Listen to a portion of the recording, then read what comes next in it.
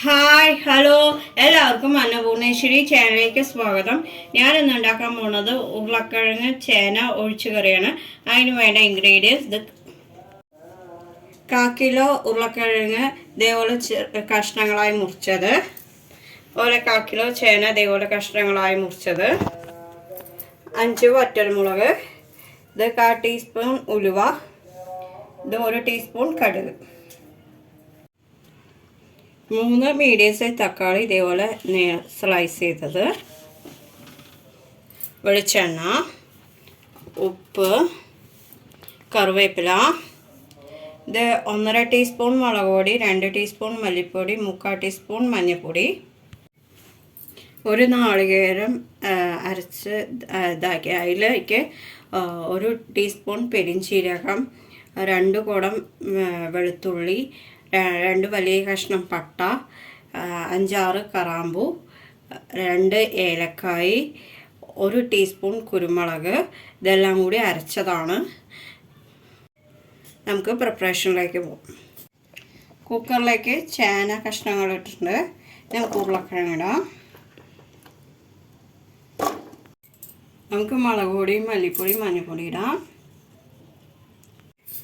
കറിക്ക് ആവശ്യമായ ഉപ്പിടാം. നമുക്ക് തക്കാളി ഇടാം. ഈ കഷ്ണങ്ങൾ വേകാനുള്ള വെള്ളം നമുക്ക് ഒഴിക്കാം. ഞാൻ ഇതിന് 1 കപ്പ് വെള്ളമാണ് ഒഴിക്കണം.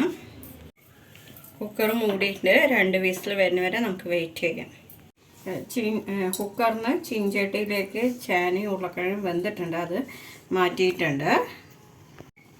ഇനി നമുക്ക് നാളികേരം അരച്ചത് ഇതിലേക്ക് ചേർത്താം. നാളികേരം അരച്ചതിൽ 1 ടീസ്പൂൺ പെരിഞ്ചീരകം, 2 കുടം വെളുത്തുള്ളി, പട്ട, കറാമ്പൂ, ഏലക്കായി, കുരുമുളക്, ഇതെല്ലാം കൂടി അരച്ചതാണ്. നന്നായി ഒന്ന് തിളച്ച് വരട്ടെ, അതുവരെ നമുക്ക് വെയിറ്റ് ചെയ്യാം. കറി നന്നായി തിളച്ചിട്ടുണ്ട്.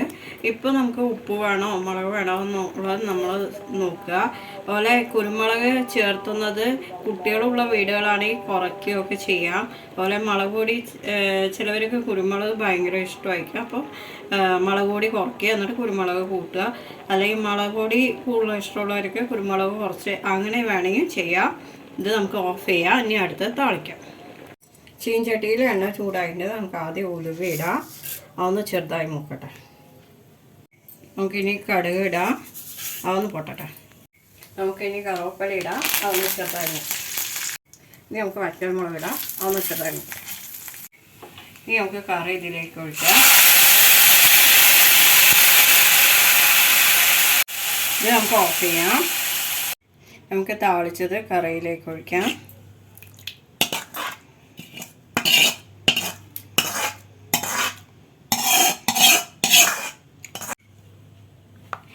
അങ്ങനെ നമ്മുടെ ഉരുളക്കിഴങ്ങ് ചേന ഒഴിച്ച് കറി റെഡി ആയിട്ടുണ്ട്. ഇത് സിമ്പിളാണ്, ടേസ്റ്റിയാണ്. ഇഷ്ടപ്പെട്ടവ ലൈക്ക് ചെയ്യുക, ഷെയർ ചെയ്യുക, കമൻറ്റ് ചെയ്യുക, സബ്സ്ക്രൈബ് ചെയ്ത് തൊട്ട് ബെൽ ബട്ടൺ ഓൾ എന്നുള്ളത്. അപ്പോൾ ഞാനിൻ്റെ പുതിയ വീഡിയോസ് നിങ്ങൾക്ക് നോട്ടിഫിക്കേഷൻ ആയിട്ട് വരും.